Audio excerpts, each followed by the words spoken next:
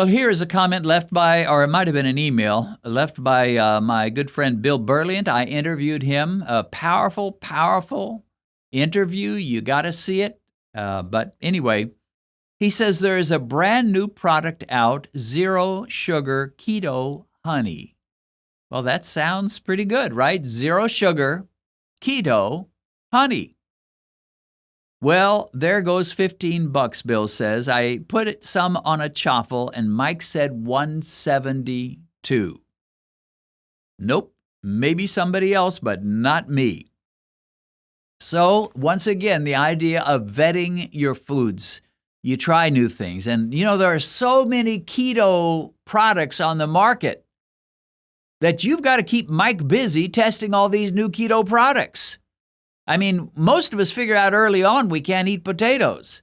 And we definitely figure out from Mike the Meter and from common sense we can't eat sugary stuff. But there's so many keto products that essentially say 0 net carbs or 2 net carbs or whatever. And that's where you pull out Mike and say, Mike, what do you think about it?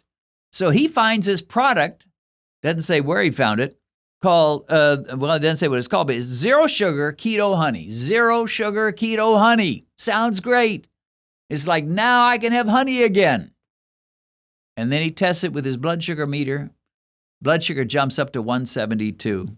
He's like, I just wasted $15. That's a lot of money to pay for a jar of honey. But without Mike, how would he know? Without testing his glucose meter, he'd put some honey on some kind of a product or on whatever, and he would eat it and feel good and feel virtuous and satisfied and say, boy, I'm so glad they came up with a keto honey. Now I can have honey every day. But he tests with his glucose meter, finds out his blood sugar rises to 170 something and says, nope, unacceptable. And that's a word you and I have to be familiar with and comfortable with. Unacceptable. You say, isn't that kind of a hassle to test your blood sugar and limit your diet the way you do? It's worth it, my friend. How much is your life worth to you? How much would you pay to have 10 additional years of good health added to the end of your life? Almost everybody's going to be healthy through their 20s. I know not everybody, but almost everybody will be.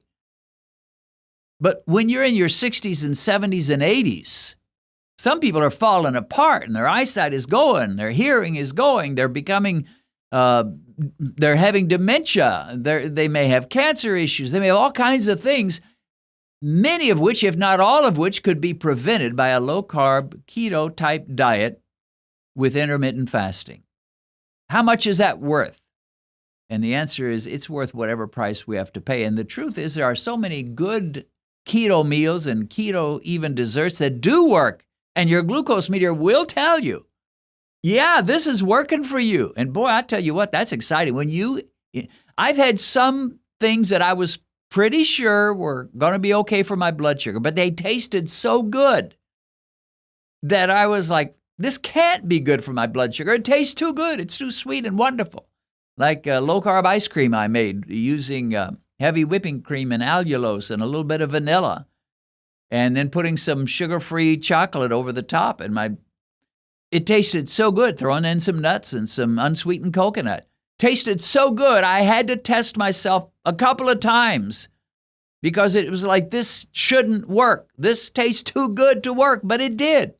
And the glucose meter, Mike, my friend, said, Dennis, this works for you. It's okay. Just go ahead and enjoy yourself, but be moderate. And that's the other thing. Any of these keto desserts that you make, be moderate. Do them maybe once, twice a week, not every day. All right, here's a comment. What's interesting to me is that my father was diagnosed with type 2 diabetes when he turned 50. That was in the mid-70s. So wasn't much knowledge going on back in the mid-70s. Everybody was just saying, go low-fat. Somehow, he says, when my father discovered that carbs and sugars were bad for him, trial and error, I think. Yeah, there were glucose meters in the 70s, I'm pretty sure. They weren't as good as the ones we have now, and they were slower. It took longer for you to get the results. I don't know if that was it or what, but somehow he figured out carbs and sugars are not good for me. He ate a lot of vegetables and meat. He always said that fruit wasn't good for you. So he figured a lot out for being back in the 70s. He figured out a lot. He says he did eat brown rice and steel-cut oats, which I wouldn't eat, but he did eat those. Also, he ate smaller portions and believed in fastings. That by itself is powerful. He ate smaller portions and believed in fasting. That is so powerful that for some people, not all, but for some people, if you just did that all your life, you wouldn't have to hardly worry about your diet. Smaller portions and some fasting. He said, I would say he followed the concept of the less food, the better you felt. Something very few people go by today. The less you eat, the better you feel. He lived to be, are you ready for this? He was diagnosed with type 2 diabetes when he turned 50. He lived to be 100 and had a good quality of life pretty much until he died. So half of his life was normal, gets diagnosed with type 2 diabetes at the age of 50 and lives another 50 years. He doubles where he was. So first 50, no diabetes. Second 50, diabetes, but it's controlled because he eats lots of meat and vegetables and small portions and does some fasting and makes it all the way to 100 with a good quality of life and very little sickness. Wow, wow, wow. He says, well, he did eat some brown rice and steel-cut oats, but small portions. Boy, I wouldn't argue with him. If I met that man, if he was still alive today, and he says, well, here's how I eat, and he's like 94 years old, and he's got his diabetes under control, I wouldn't tell him a thing. I wouldn't say, give up the steel-cut oats. Now, I don't think steel-cut oats are very good for diabetics, but it was working for him. And he lived to be 100 with good health. You can't ask for anything more than that. I'm not sure I even want to live to be 100. I'll tell you the truth. But maybe when I'm in my 90s, I'll think 100 is a good goal to have. Right now, I think if I could make it to 90 or so, I'd feel I'd really beat the game. But not even sure I want to live to be 90. But things can change as you get older.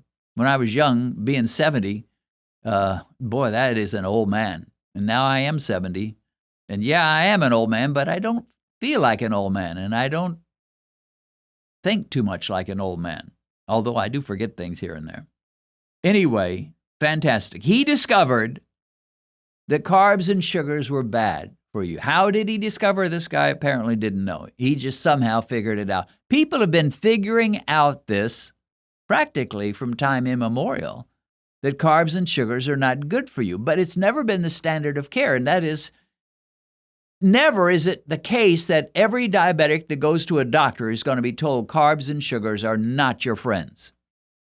In many cases, here's a med, you get a med, you get a med, you get a med, and that's it. Or in some cases, cut down your fat way low. This man in the 1970s, at the age of 50, discovered carbs and sugars are not his friend. And he lived another 50 years. Wow, wow, wow. Could that not happen to you? I have really no doubt that some of you listening to me and watching me are going to live to be close to 100, if not make it to 100, because of the changes you've made in your diet with a good quality of life. It's not enough just to live to an old age. You want to live with a good quality of life where you're not running to the hospital every 6 months. It can be done by the grace of God. Talk to God about it for sure. Ask God to help you and cut those carbs and eliminate sugar. Eat smaller portions. You might be surprised how long you live and with what health you enjoy throughout those golden years. I want to remind you that we've grouped certain videos together into series that are available for you to download on your phones or computers. Out of the many hundreds of videos I've made about diabetes, I've put together 3 series that I consider to be the most important and fundamental for the newly diagnosed diabetic who is desperate to get their blood sugar down in a hurry. First is the original series I call the Diabetes Emergency Kit. Second is the series titled More Fundamentals of Beating Diabetes. And third is my latest series called Beat Diabetes in 6 Months, and these are videos specifically created from our Beat Diabetes challenges. There'll be a link in the description that will take you to where you need to go to purchase any one or all 3 of these Beat Diabetes series.